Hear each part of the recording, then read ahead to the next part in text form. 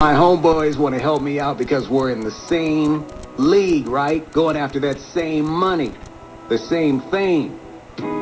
Wait a minute, I know what I'm going to do. I want to call out Fantasy Football 101, man. They're going to help me out, right? Fantasy Football 101. It's the show that's lots of fun. Give the dudes a call right now. Won't cost you nothing anyhow. 5291450. The Kansas City's #1 fantasy show. They really want you to call in your due. They'll be your fantasy boys. Your fantasy boys. 529-1450.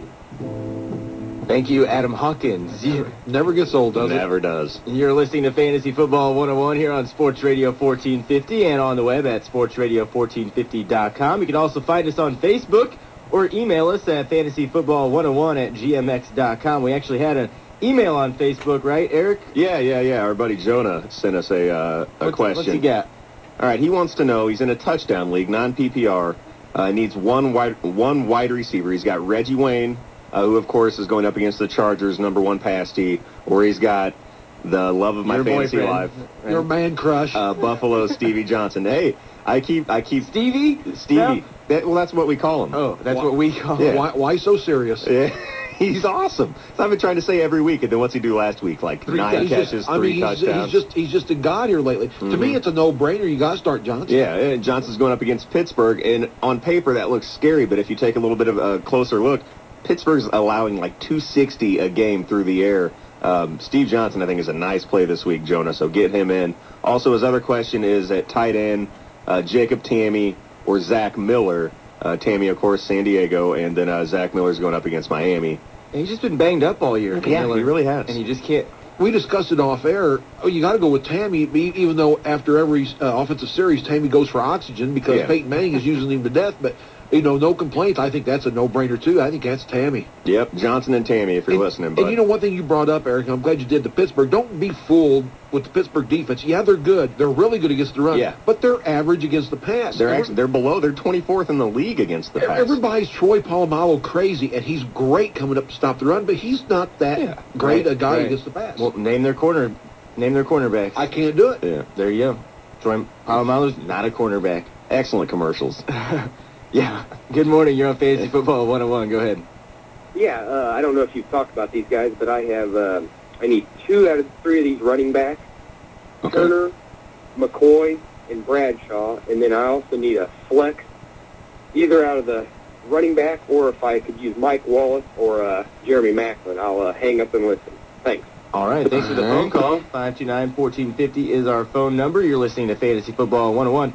Looks like he's got a couple of good problems, actually. Yeah, not too bad. Michael Turner, I'm not crazy about his matchup this week or his performance so far this season. I'm just not that crazy. But LaShawn McCoy, I love. But, then we go back to Steve Johnson? No, that's impossible. Adam, that's impossible. But I don't know if... here you have... Serious, too. Here you have Ahmad Bradshaw, who you guys both kind of like as a backup. But do you like him more than Michael Turner, who is a legitimate starter, but who just really hasn't been able to get it going for Atlanta? That's me. I don't know if I can pick. I guess I'd go Turner and McCoy because Turner I think you have to go Turner is and a McCoy. starter. Yeah, because Turner is going to be in there, 85-90% of the time, where with Bradshaw probably like 65-70. Yeah. So as much as I like Bradshaw, I'd go Turner, McCoy. And flex, he had the choice between Williams and Maclin. I've been Maclin and Mike Wallace. Wallace? Yeah. Okay. Yeah. I've been a huge fan of Maclin, but Wallace is such a big-time, high, threat. The only thing I don't like about Maclin is that he also has McCoy, and I'm just not a huge fan of playing the entire roster from one team and hoping that they both score, because that's highly unlikely. But I do, I love LaShawn McCoy this week, too. Maybe not as much as Eric, but I do love LaShawn McCoy this week. Yeah. And, So you go Mike Wallace I'm leaning over towards Mike Wallace, really? yeah. Okay, I'd go the other way. I'd go ahead and get both those Philadelphia guys in. Philadelphia's a high-powered offense. There's not many teams where you would want to double up wide receiver running back. They're playing the Bears. Yeah, that's what I mean. The great Bears. Okay, yeah, we'll see how great they are after this week. And I'd go Wallace only because Buffalo has no pass rush. So Roethlisberger will have all day. The secondary's average at best, so I think I'd go Wallace, even though I do like Macklin, but I'd go Wallace as the flex play. And like I said, right after he called, though, he's got good problems to have. He really does. I think. 529-1450 is our phone number, 529-1450. We still have some injuries to talk about, and Reggie Wayne just got brought up from the Facebook question there from Jonah. What is the latest, though, on Reggie Wayne? He's listed as questionable along with half the Colts again this week, including Adai and Hart and Austin Collie. Out. Yeah. Is he out? Austin Collie out. Every other week he goes down. Joseph Adai, doubtful. Leaning towards may not even not even suit up. Mike Hart practice fully and may give it a go actually and back up Donald Brown. I did read that. Yep. But I don't. What about Reggie Wayne? I don't. Reggie Wayne's got a knee situation. He's questionable. My guess is he'll play, but, you know, I mean, we talked about it off air. Reggie Wayne's still a good receiver, but he's not what he was 4 or 5 years ago. He's not your number one anymore. Questionable Reggie Wayne really causes a problem, as opposed to questionable Reggie Wayne of 5 years ago was still a stud.